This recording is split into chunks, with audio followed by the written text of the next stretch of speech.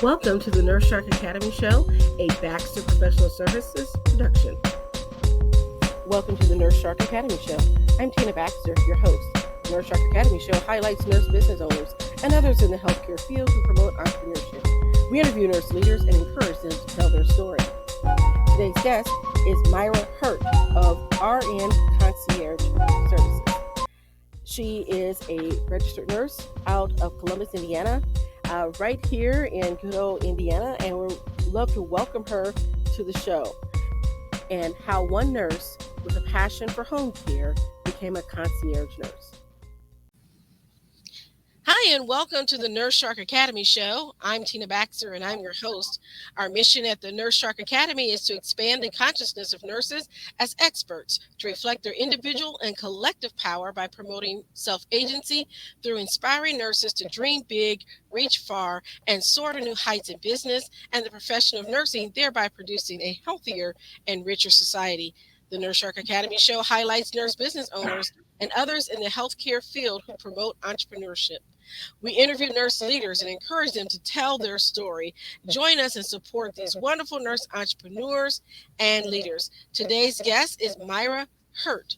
Myra is a registered nurse and has been in the home care industry for 10 years and a nurse for 20 years. Together with her husband and her daughters, she developed a agency that helps individuals with personal services at home, and she's also started the RN Concierge business. Welcome to the show, Myra Hurt. Hi, thanks for having me. So tell me a little bit about your background. We always start with that hard-hitting question of what made you become a nurse and how did you get into nursing? Well, so I actually I always wanted to be a nurse or a teacher. I had my daughter when I was very, very young. I was only 17, and I needed to have something that could provide for us. And I couldn't work in a factory. I had to do something that I loved. My heart has to be in whatever I do. And so I thought, well, I could go to school for a year and be an LPN and then I would be done. But as we all know in nursing, you're never done. That's true. Yes. So that's how I became a nurse. But I love it. I don't know what else I would do that I would love this much. So tell me about your nursing background. Where did you get started? So I started in home health as an LPN. I did private duty home health care where I sat with pediatric patients who had like traumatic brain injury or developmental delay and that kind of thing. I did that for about 10 years, and I thought I would like to be more like a case manager because I really, really liked what my supervisor was doing. And she said, to be able to do this, you're going to have to go back to school. So I went back to school to get an associate degree as a registered nurse, and I became a registered nurse. When I did that, I went and worked at a hospital for about 2 years on a med-surg unit, and found out that hospital work is not for me. So I went back to home care. I then, for about 3 years, worked in home care. It was an agency that did Medicaid. We only took Medicaid as a payer, but we did some skilled and then mostly home health aid kind of work. But I was a case manager. I worked my way up to becoming the director administrator there, and I just got to where I felt like it was more about the bottom line, and they were just like, just hire somebody. We don't care if they're breathing, just hire them. And I didn't want to do that. So I quit thinking I wasn't going to be in management anymore. But when I quit there, I went to another home care agency that did skilled care, and I did that for about 2 months, and they asked me if I would be the manager of clinical services. And, I agreed. And anyway, I worked my way up to being the director of operations there. Got into the same situation where I just felt like I'm just being pushed and pushed and pushed to care more about the money than the people. And that's not why I want to be a nurse. I want to be a nurse because I want to help people.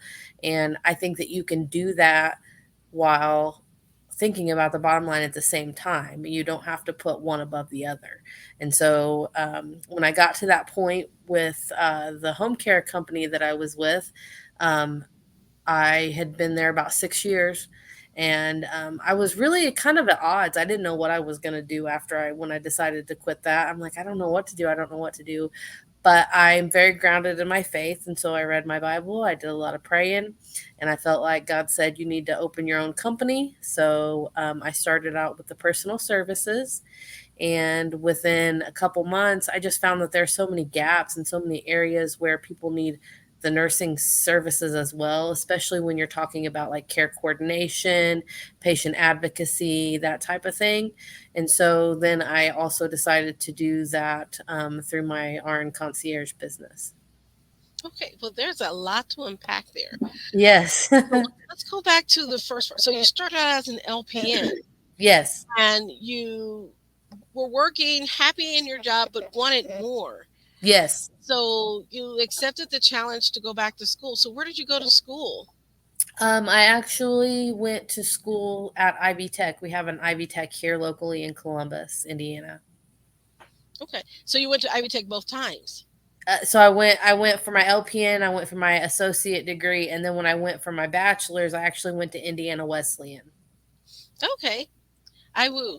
Now, I'm a Taylor University grad and an Anderson University grad and University of Indianapolis. So Indiana Wesleyan happens to be our big rival, but that's okay. I love their campus and it's beautiful. The one in Marion, it's a beautiful campus. Yeah, so I actually did that the bachelor's degree all online. That was I really was that's it's a really good program, and especially for people who were you're trying to work at the same time as you're trying to further your degree. And so um, I did it all online. So what was that like balancing your life with working? I'm assuming probably working full time and then going to school at the same time because I did the same thing in graduate school. So what was it like for you balancing that, your life? It was a balancing act. It was a lot of hard work. What I would end up doing, because at the time my kids were elementary, junior high age, and so I would work during the day doing my job as a case manager or nursing supervisor, whatever it was my position was at the time. And then I would come home and I would take care of them. And then once I was done with that, then I would go and I would get on the computer and do all of my assignments and things like that. Um, there wasn't a lot of, at the time, they didn't have a lot of, there wasn't Zoom and all of that. So everything was basically chats, and you could go in whenever and put your information in and do the things that you needed to do. Okay. All right. Sounds great. So transitioning a little bit forward, you talked about that being in management and you got to be to the director level and decided that it wasn't for you, not because you didn't love the work, but because of the expectations that were um, put on you. So, what helped you make that transition to entrepreneurship? Because I had been in that role twice. The first time I thought I quit that position because I thought I don't want to be in management. But then when I went to the next job, I ended up working my way up to being in management, and I loved that job. Like that's probably the last job I had at that home care company where I was director of operations, director of clinical services. I loved that job, all except for the pressure that you get from the top saying, look at these numbers, look at these numbers, look at these numbers. And so at that point, I'm like, I don't want to, I don't feel like I'm a very good employee from that perspective. I mean, I don't know how else to say it. Like, I don't want to worry about just the numbers. I want to be able to put the patient and the numbers and look at them both and not just, put one above the other. So that's what made me decide I needed to do something different. And so, when did you launch your business? The So the personal services company, we got our licensure as a personal service agency in August of 2022. Okay, wonderful. And then, so how is your business growing currently? Right now, we are up to 15 clients, so we're doing pretty well. Um, we have five caregivers that we use to staff those 15 clients. We're always looking for more staff. We're always accepting clients, and I think we're doing pretty well for being within our first year. Definitely. Now, because you're a startup, and this is, I think, one of the first times we've had a startup on our show. So I wanted people to understand what it takes to start a new business. And so, what are some of the biggest challenges you had with starting your business?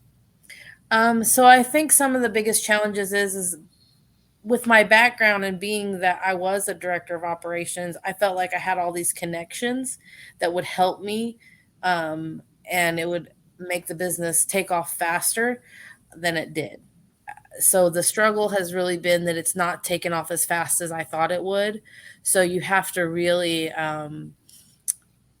look at your budget, and you have to budget your money and things like that. Like I said, i I think I've been able to do that without putting that above the clients, but it is hard in the beginning to try to balance the two. It's always a challenge when you're starting a new business, right? Yeah. And then, so you have to look at your marketing challenges, your branding, how to get the word out, referral sources. All of these things are all part of being a business owner. What's the biggest lesson that you've learned in your entrepreneurial journey? Never give up, because if you do, if you think that you're just going to go out there and tell someone who you are one time and they're going to know it, that's not going to happen. I always thought it was silly when they say that people have to hear things 10 times to really even know what it is or what's going on or understand it. But that really is true. I've been out there telling people who we are and what we do for going on a year, and just now we're starting to get where people know who we are and that we're here and that we're here to help. So, what has been um, your best way of marketing your services? How do you get the word out? So the way I started was by talking to social workers at facilities, like rehab facilities. That's really how I started. I started that way, and then I also do some marketing on Facebook as well. Some paid ads, not a whole lot, but I do have some paid ads on there. But mostly it's that, and then just providing good customer service. And so I imagine that you ask for referrals from your existing clients and their families and maybe Yes, you meet. yes. And so are you part of any local networking groups, or how do you network with other people? Explain that process for our audience. So there is a networking group in Columbus that meets once a month, and it's basically other home care providers. It's also not just home care providers, but there's also hospice providers in that networking group. There's also um, some DME providers and things like that. So people who are in the medical arena, and we meet once a month and we just talk about stuff and let everybody know, what we're able to do and what we're accepting and that kind of thing. So I'm in that. There's actually two that I'm in. One is in Columbus, and then there's one in Seymour, Indiana. So I'm in both of those because we cover both of those areas. And then that's really the networking groups that I'm in. I also do some networking online as well, like I said, with Facebook groups and that kind of thing. So um, with your networking with people that you're meeting, um, tell us about your business and your ideal client. So it's kind of twofold because our customer or our client is someone usually who is over the age of 65 who wants to age in their home.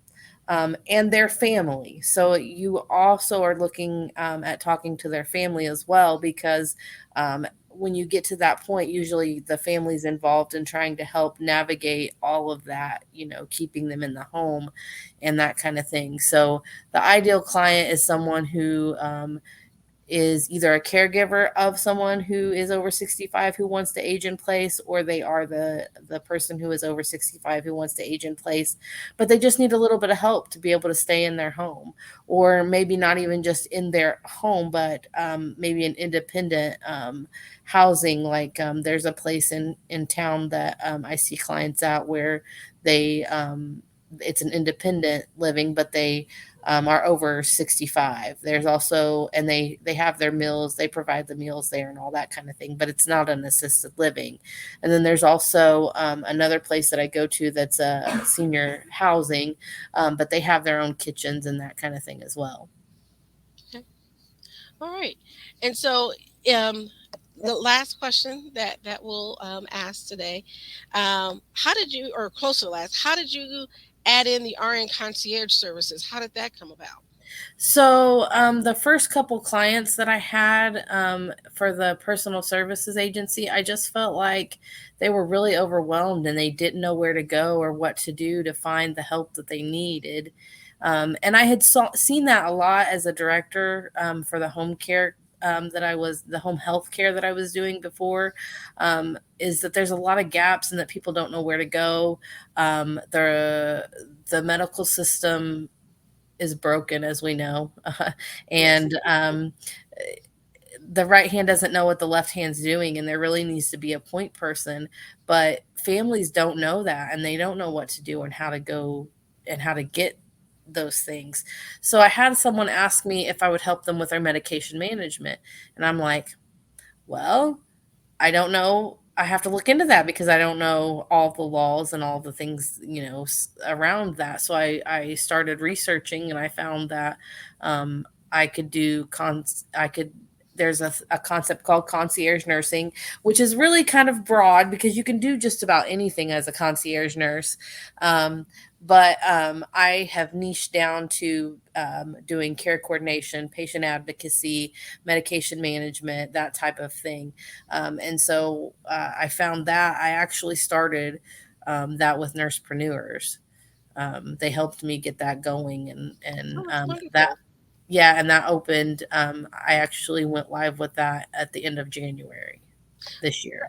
Oh, that's great. That's Katie Harris's program. Yes, it is. Yes, She, it is. she was a guest on our show.